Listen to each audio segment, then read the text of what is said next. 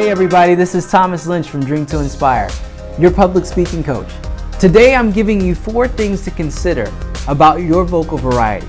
When you're preparing for speeches or presentations, it's important to add some dynamics to your voice to make it more interesting. You notice presentations that you may have been to where the presenter puts everybody to sleep or bores you to death because they're monotone? Well, today you're going to learn 4 tips on how to add more dynamics to your vocal variety. The first thing is emphasizing. Identifying which words you want to emphasize. You could say something like, "Today was a great day," depending on which word you choose. Now, I chose day. Now, that may have made it seem like kind of sarcastic, right? Because I put the emphasis on the day.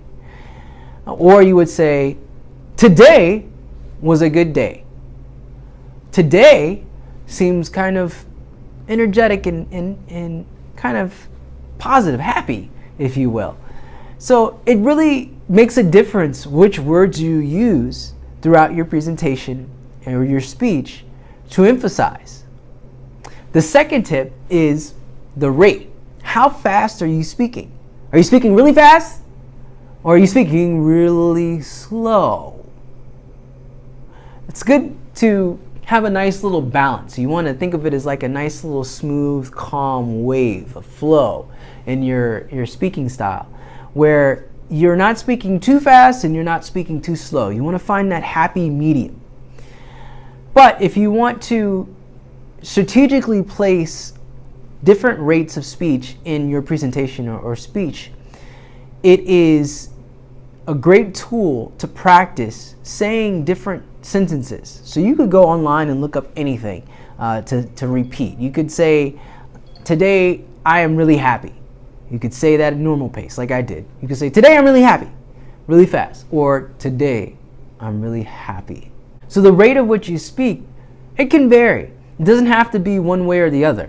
Actually, it's more interesting when you vary the rate.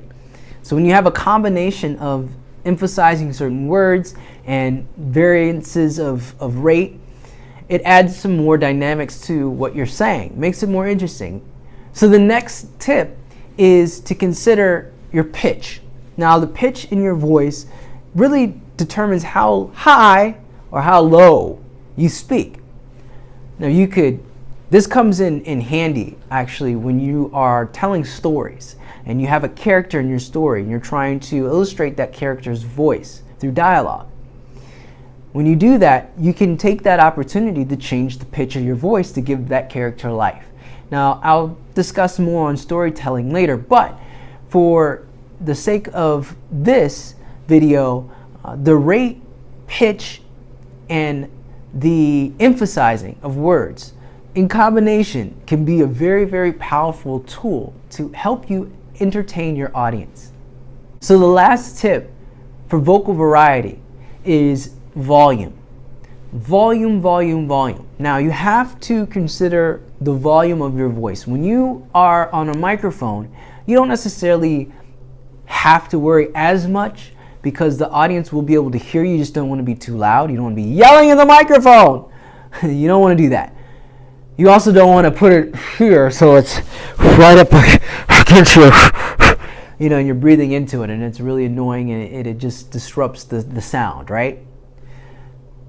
But you want to consider volume, especially when you are in a situation where you're not using a mic, because depending on the size of the room and the sounds going on in the background, there's so many different issues and acoustics to consider that you have to really keep in mind the volume of what you're speaking.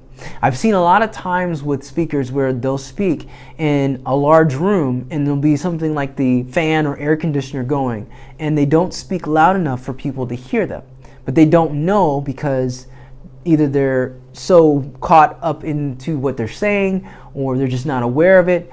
Maybe they're nervous, whatever the case is. And even sometimes I've seen more seasoned speakers do the same thing, just not really paying attention to the environment. So it's really important to pay attention to your surroundings and the equipment that's in the room and the noise level that's going on in the background. So that way you know how loud or how soft you can be to where everyone in the audience can hear you without a microphone.